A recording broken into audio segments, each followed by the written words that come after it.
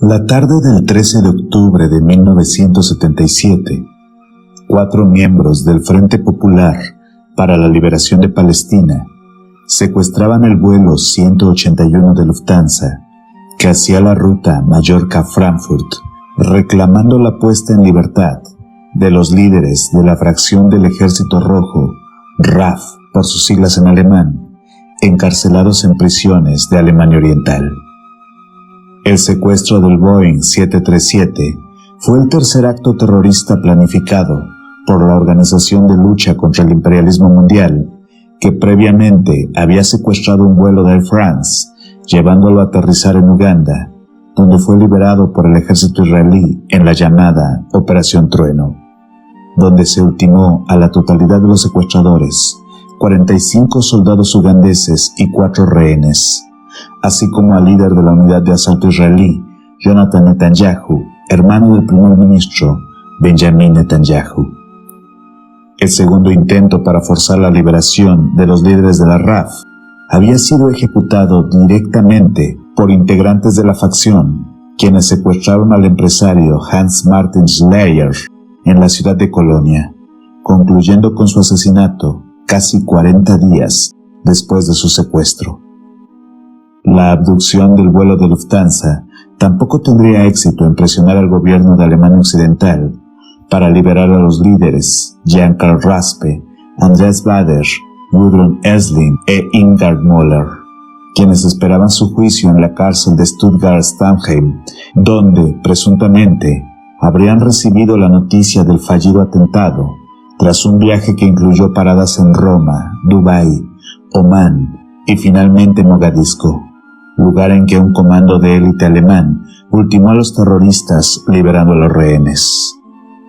Según las autoridades alemanas, los líderes de la RAF habrían hecho un pacto suicida tras conocer del fracaso en Mogadiscio, y esa misma noche, 5 horas después de la acción de rescate, aparecerían muertos en sus celdas, en condiciones que no pocos consideraron sospechosas o incluso absurdas. Previamente, habrían denunciado la violación y el asesinato de su compañera, la otrora periodista Ulrike Meinhof, fundadora junto con Baader de la fracción del Ejército Rojo, quien apareció ahorcada en su celda. Y aunque la versión oficial era que Ulrike se había suicidado, investigaciones posteriores revelaron inconsistencias al grado de asegurar que no había base científica para esta afirmación. Más de 10 años después de estos hechos, el pintor Gerhard Richter presentaba su serie 18 octubre 1977, 15 óleos a partir de las fotografías publicadas de los líderes de la RAF. ¿Qué lleva a uno de los pintores más famosos del mundo a realizar una obra que generó tanto admiración como polémica y que abrió una herida que el gobierno alemán se había esforzado en cerrar de la memoria del público? ¿Qué hay detrás de la serie 18 de octubre de 1977 de Gerhard Richter?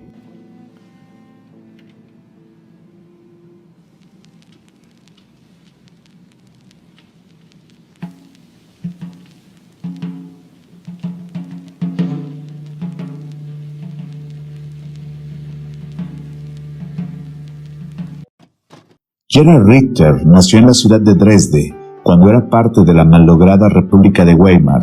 el 9 de febrero de 1932. Si bien algunas fuentes dan como fecha de nacimiento el 19 de febrero de ese mismo año. Siendo hijo de Horst Richter y Hildegard Schaufelder, quien lo crió junto a sus hermanos Marianne, Alfred, Rudolf y Gisela. Su padre, maestro en paro por la crisis de los años 30, mudó a la familia a la ciudad de Reichenau, donde se unió al partido nazi más por obligación que por consigna, lo que llevó al pequeño Gerhard a integrarse al preparatorio de las Juventudes Hitlerianas, donde se enteró de la muerte de su tío en el Frente Oriental y el encarcelamiento de su padre, quien pasó la mayor parte de la guerra preso de los rusos, lo que obligó a su madre y a sus hermanos a volver a Dresde hasta 1943, cuando huyeron a Walterstorf, escapando por poco del bombardeo de 1945. En el mismo periodo, su tía, Marianne Schoenfelder, quien padecía de esquizofrenia, fue asesinada como parte del plan de eutanasia del partido nazi, lo que provocó un efecto memorable en el futuro artista, quien volvería estos recuerdos traumáticos parte de su obra años después. Hacia 1948, abandona la escuela y comienza su carrera como pintor publicitario, como preparación para ingresar a la Universidad de Artes Visuales de Dresde, de donde es rechazado en 1950, haciendo un nuevo intento al siguiente año en la Academia de Arte de la misma ciudad, cobijado por los maestros Karl von Apper, Ulrich Lohmar y Will Grohmann,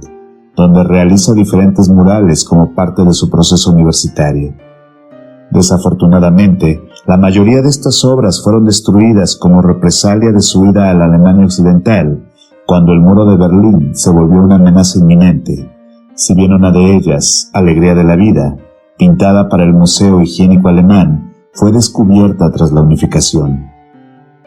Tras graduarse de la universidad en 1956, Richter contrae matrimonio el año siguiente con Marianne Elfinger, llamada Emma, hija de Heinrich Elfinger, uno de los responsables del programa de esterilización y eutanasia en el periodo nazi. Condición que Richter ignoraba al momento de su compromiso, obviamente. Ese mismo año y hasta 1961, Richter participa como maestro en la Academia de Dresde, adoptando un estilo realista, trabajando motivos tan dispares como el retrato, el autorretrato y las vistas aéreas de la ciudad, así como algunos murales de corte socialista que lo ponen en el ojo público. Como resultado, Richter toma la decisión de emigrar lo antes posible y tras una breve estancia en la Unión Soviética, cruza a la Alemania Occidental 2 meses antes de la construcción del muro de Berlín, refugiándose con los padres de Emma en Oldenburg, para establecerse en Düsseldorf, trabajando en la Academia de Arte local, conservando su puesto hasta 1993, con esporádicas participaciones en la Academia de Bellas Artes de Hamburgo entre 1967 y 1971. Para este punto, la obra de Richter ya era reconocida tanto en el ámbito académico como en el medio de la pintura, cosechando una bien merecida reputación de ecléctico y experimentando constantemente con diversos estilos, siendo el fotorrealismo, a partir de imágenes publicadas en la prensa, uno de sus sellos distintivos, como puede apreciarse en los múltiples trabajos de la década de 60, donde mezcla imágenes de aviones de combate con retratos de la alta sociedad,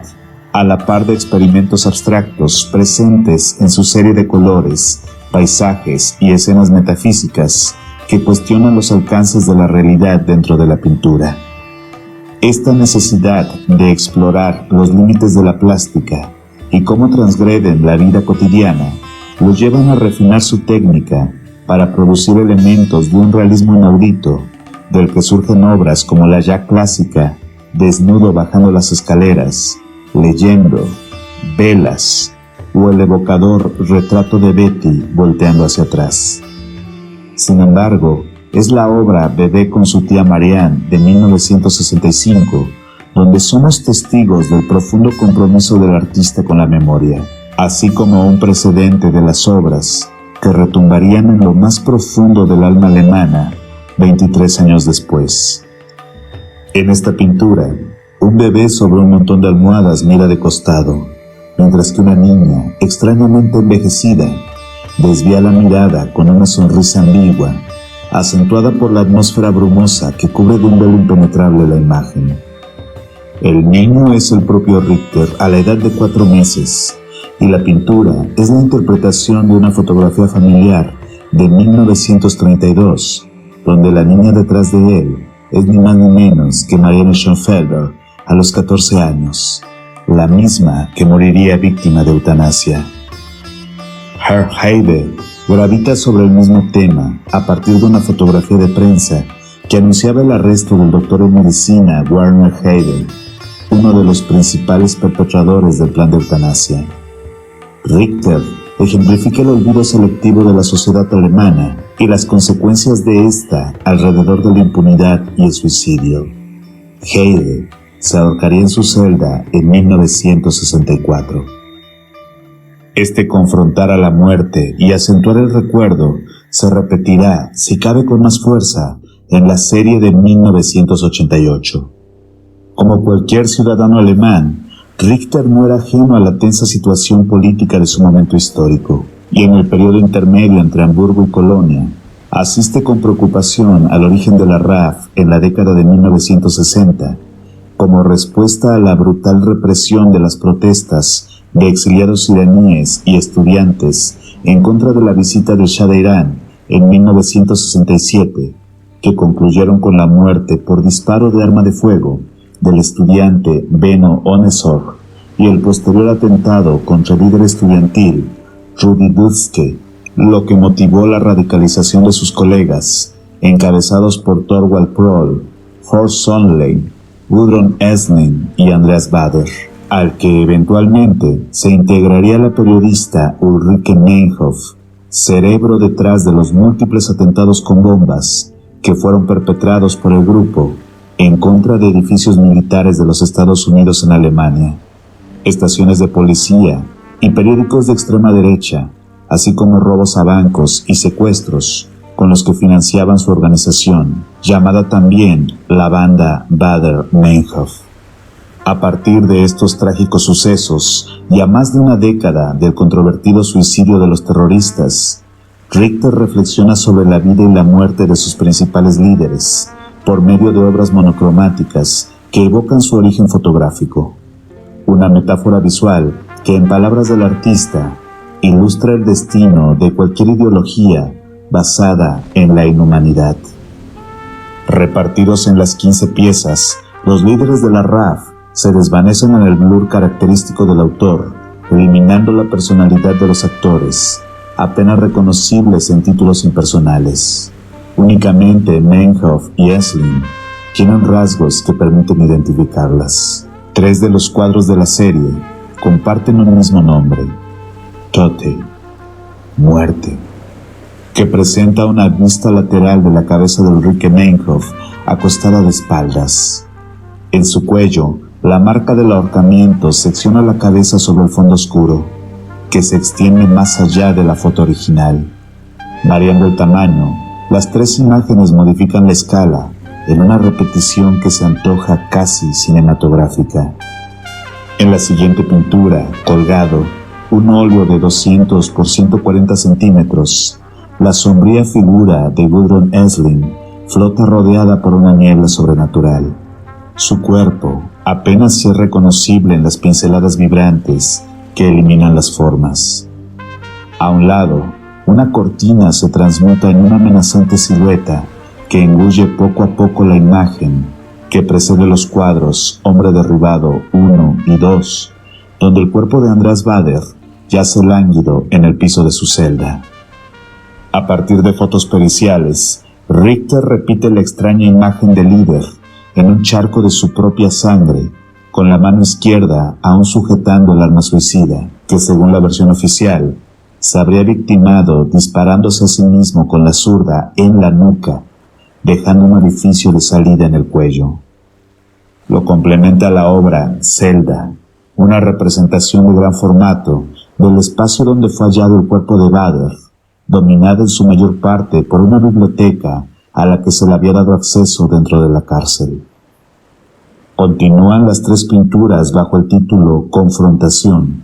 cada una de 112 por 120 centímetros, a partir de fotos del arresto de Gudrun Esslin, quien mira con un extraño gesto, a medio camino entre el cinismo y la coquetería, para después desviar la mirada con una sonrisa que se antoja a fatídico presagio del desastre. Una sensación compartida con la obra Retrato Juvenil, donde Ulrike aparenta mucho menos edad de la que tenía al momento de su muerte, y cuyo origen probablemente se halla en las fotos para promocionar su película Bambule, un documental crítico sobre las condiciones de la educación en Alemania. Sobre esta obra, Martin Henach escribió: ninguna otra imagen muestra al sujeto con tanta claridad. Presente, pero sin trabas en su juventud, Ulrike Meinhof mira el espacio del espectador desde el negro del fondo. La mirada indica una confianza soñadora, Como en ningún otro cuadro, la figura prevalece sobre la textura del desenfoque y señala un remanente de inmediatez, una franqueza que niega toda la serie en su tematización de la comunicabilidad mediada. Esta claridad se transfiere al aparentemente humilde tocadiscos de 62 por 83 centímetros, dentro del cual Bader habría pasado clandestinamente el arma con la que se quitó la vida, y con cuyos cables Esslin aparecería colgada de los barrotes de su celda. Un silencioso catalizador del drama que yace inerme en una esquina de la prisión. Funeral, la más grande de la serie, con 200 por 320 centímetros, exhibe una imagen borrosa de los entierros de los terroristas, a los que asistieron cientos, si no miles de dolientes anónimos, que festejaban a los fallecidos como mártires laicos, víctimas de una ejecución extrajudicial. Sus féretros son claramente reconocibles en medio de la interferencia originada por el movimiento general de la imagen, que da la impresión de transmitirse en una pantalla. Finalmente, las obras Arresto 1 y 2, cronológicamente las primeras de la serie a partir de una fotografía de 1972 de la acción policial orquestada para detener a Mays, Bader y Raspe, apenas perceptible gracias al título y las referencias mecánicas, donde el blur está tan presente que la vuelve una obra abstracta, un origen apenas perceptible del otoño alemán. Como no podía ser de otro modo, la obra de Richter produce un gran escándalo tanto en el medio artístico como en el público en general, cuando es exhibida en el Museo Haus Esters de Krefeld en 1989. Se le acusa de hacer apología de la violencia y de enaltecer a terroristas de izquierda radical como si fueran héroes sociales. Se exige cancelar la muestra y se intenta boicotear su presentación en Frankfurt sin éxito.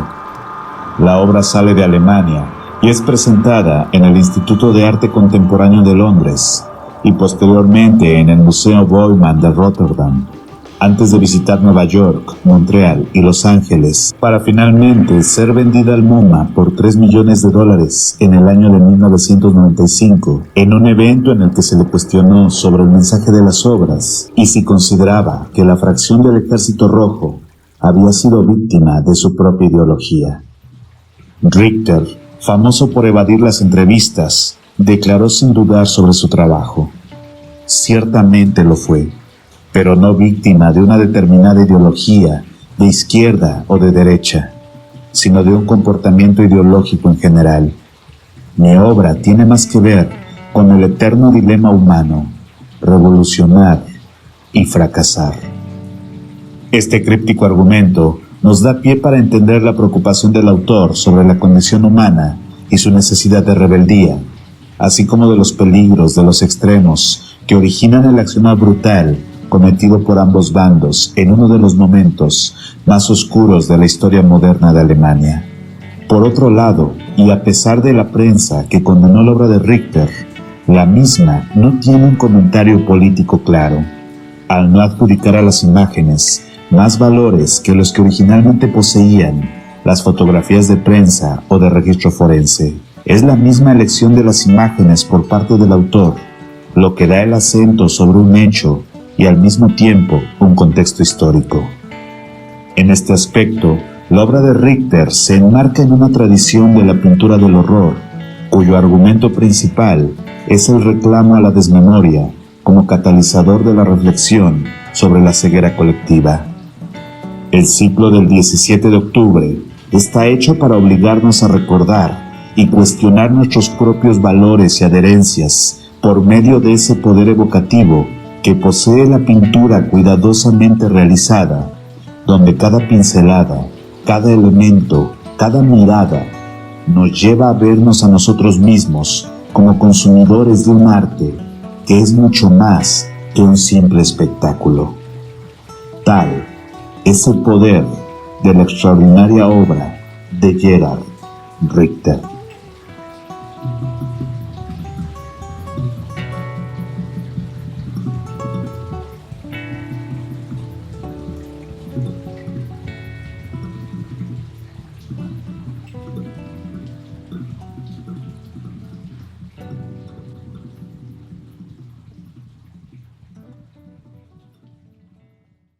Pues esto ha sido Detrás del Arte, gracias por acompañarme en un nuevo video. Si quieres apoyar este proyecto lo puedes hacer con un buen like, compartiendo y promocionando el contenido. Y si está dentro de tus posibilidades, aportando con un super gracias o con un super chat en las transmisiones en vivo. También te recuerdo que si estás en España, ya puedes comprar la novela gráfica Lo que sueñan los dioses, con guión de un servidor e ilustraciones de Eduardo Pichardo, editado por Itineraria, de venta en librerías de prestigio y en Latinoamérica en Amazon y Mercado Libre. Les agradezco a los miembros del canal, ya que sin su apoyo este espacio no sería posible. Sígueme en mis redes sociales, suscríbete, subo contenido semanalmente y realizo transmisiones en vivo todos los jueves y domingos. Por mi parte sería todo, soy el Dr. Francisco Soriano, te mando un abrazo, un saludo, mantente extraordinario y donde quiera que estés, muy pronto nos volveremos a ver. Hasta luego a todos, bye bye.